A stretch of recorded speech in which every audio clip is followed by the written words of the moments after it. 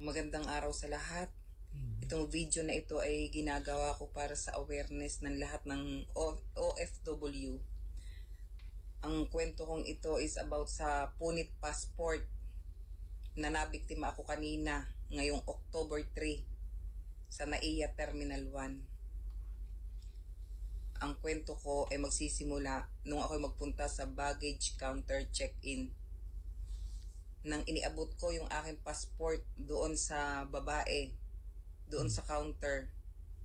Dapat binidyo mo muna, Manang, bago Totally niabot. wala namang pila dahil wala namang masyadong tao doon. Ngayon, kaninang umaga, mga around 8:15 ng umaga. Tapos after 1 to 2 minutes, tumindig siya. Sabi ko, bakit? Ang sabi ay, pupunta daw sa supervisor at may punit daw ang aking passport. So bilang OFW, bago ako umalis, chinek kong mabuti ang aking passport, ang aking mga documents, kung kompleto o maayos. Maayos lahat. At alam ko sa sarili ko na iyon ay iniabot ko sa kanya na maayos. Tapos sasabihin sa akin na punit ang aking passport. Sinong hindi magagalit noon? Akala ko ay napapanood ko lang sa Facebook ang mga ganyang pangyayari. Hindi ko akalain na ako ay mabibiktima.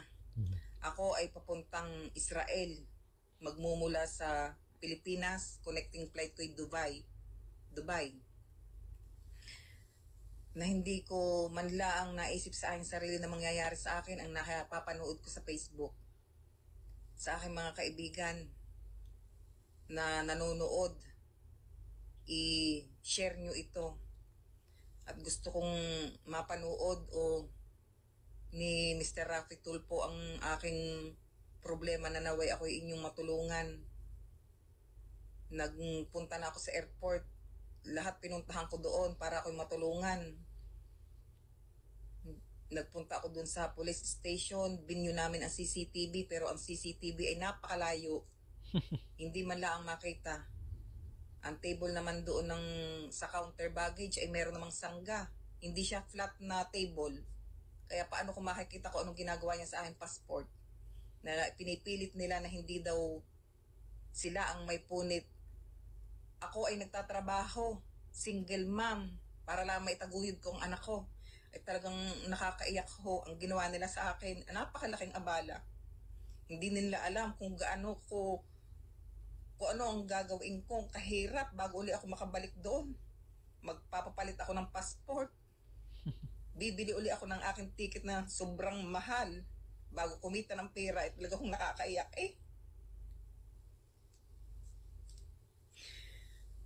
Hindi ko mapigilan ang aking sarili, talagang umiyak. Ako kahit naggegera sa Israel, ako hindi na uwi. At ako'y makapagtrabaho lang para ang aking anak ay mataguyod ko. Tingnan nyo naman ang ginawa sa aking passport.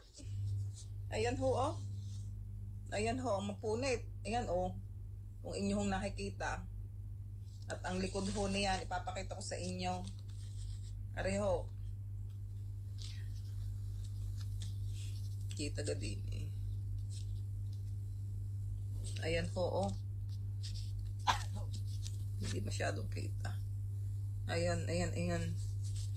Lahat ho ang napapanood ko ay dito ang punit. Ayan sa bandang iyan, tingnan nyo. Ayan ho, Are pala, are. Uso na Ayan naman ho, ang punit, passport punit. Ayan ho, puro ganyan ang Uso punit. na naman ang punit Makita passport. Punit.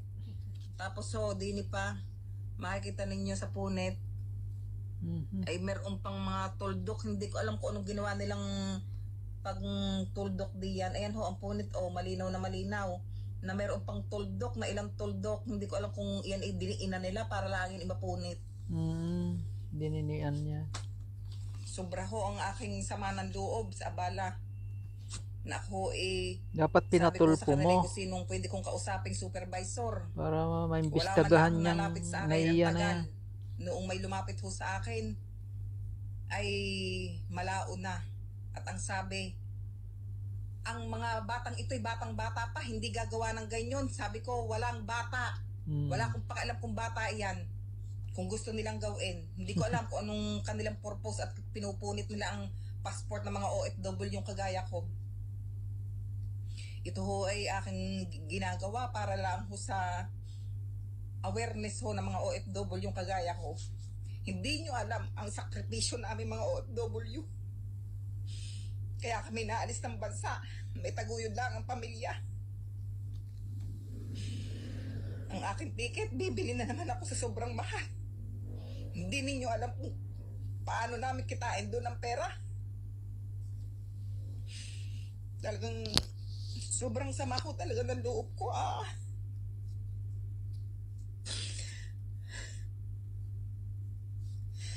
Pakishare lang ho nito at talaga naman hanggang ngayon ako'y hindi makakain sa sobrang sama ng loob. Parang hindi ko kaya lunukin na ay kakainin. Ako ho'y nananawagan sa Rapid Tulpo na ako ay matulungan sa aking problemang ito. Lumapit na ho ako sa loob ng airport na akala ko mariresolve ba, pero ang sabi ay wala daw magagawa dahil hindi daw nakita sa CCTV na mismong pinunit. Ako ho kaya umuwi, namatayan ho kami. Ito ho emergency ang uwi ko, tapos ipagbalik ho ito pa ang mangyayari. Ito na yung napakasakit ho para sa akin. Namatayan ka na nga tapos ganyan pa ang gagawin sa iyo. Naghahanap buhay ho ako ng marangal, ng patas. Bakit naman gahugan yun kayong mga taga-airport? Hindi lang ho ako nabiktima ninyo. Marami na ho ako napapanood pero hindi ho man lang sumagi sa isip ko na ako isa sa mabibiktima ninyo. Mga nagngingiti ang pa kayo doon ha? Mga senyas-senyas na inyong mga matang pinagmamasdan ko.